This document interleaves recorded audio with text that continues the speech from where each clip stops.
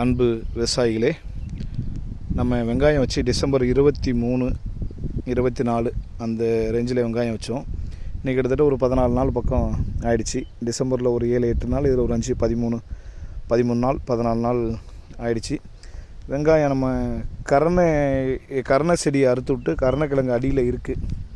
ஒரு சில இடங்களில் தெரியும், நம்ம மண் போடுறதுனால அதையும் தெரியாத இருக்கும். இந்த தண்ணி ஓடுற இடங்களில் வாய்க்காலில் பார்த்திங்கன்னா தெரியும், கருணக்கிழங்கு அடியில் இருக்குது. இப்போதைக்கு கருணை விலை பெரிய அளவில் இல்லை, பின்னாடி நம்ம வெட்டிக்கலாம் அப்படின்ட்டு கருணக்கிழங்கு மேலே மண் போடுறதுனால இப்போதைக்கு கருணக்கிழங்கு அதிகம் தெரியல.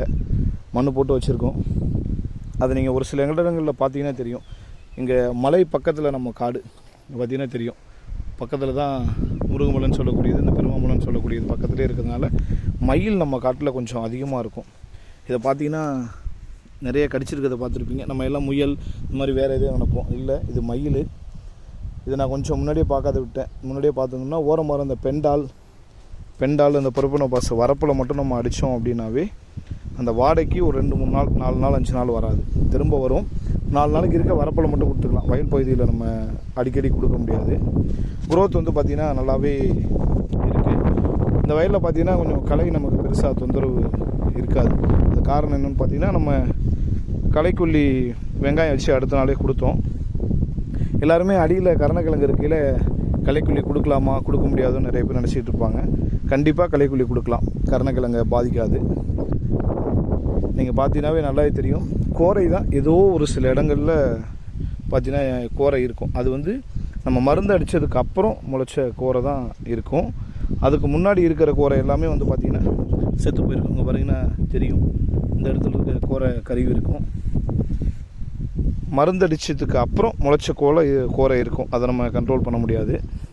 அதை நம்ம ஆளை வச்சு பொறுக்கிக்கலாம். இல்லாட்டி இன்னொரு 10 நாள் கழித்து கூட இன்னொரு களைக்குள்ளி கூட வேணால் கொடுத்துக்கலாம். நம்ம ஆளை விட்டு களை எடுக்கிறது தான் நல்லது, மாற்றுக்கிறது இல்லை. ஆட்கூலி, செலவினங்கள், ஆட்கள் பற்றாக்குறை, இதனால் நம்ம என்ன பண்ணுறோன்னா மருந்துக்கு போயிடுறோம். இங்கே பார்த்தீங்கன்னாவே தெரியும் உங்களுக்கு, வெங்காயம் ஒரு நல்ல க்ரோத், ஒரு அளவுக்கு நல்ல க்ரோத் வளர்ந்துருச்சு. இந்த ஒரு 13-14 நாள்லேயே வர ஒரு நாளை மறுநாள் ஒரு தண்ணி விட சொல்லி, வெங்காயத்தை பொறுத்தளவு நல்லா காய விட்டு தண்ணி விடணும். அப்போ தான் வெங்காயம் நல்லாயிருக்கும். ரொம்ப ஈரப்பதமாகவே இருக்கக்கூடாது.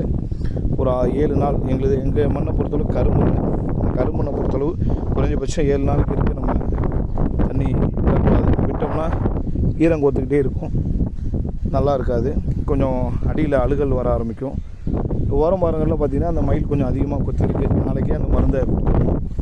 அப்புறம் இங்கே பக்கத்து வயல் பாருங்கள், சோளம் போட்டுற வயல் தான். சோளத்தை வச்சு காய வச்சாச்சு. அந்த காய வச்ச மில்லில் போட்டோம்னா இடம் கூட போடலை, மில்லுலேயே போட்டுருக்கோம். இங்கே பக்கத்தில் சோளம் போட்டுற வயலில் இருக்கிற ஒரு வாரத்துலேயே நம்ம வெங்காயம் வைக்கிறது ரெடி பண்ணியாச்சு.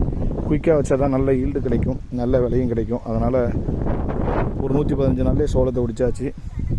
நேற்று தான் பாரு ஓட்டிருந்தாங்க. இன்றைக்கி பார்த்திங்கன்னா ஆட்களை வர சொல்லி வாய்க்காக்கரை பாத்திக்கரையை நம்ம போட்டுட்ருக்கோம். நாளை மறுநாள் வெங்காயத்தை ஆஞ்சி ரெடி பண்ணி அதுலேயும் குயிக்காக வச்சுருவோம்.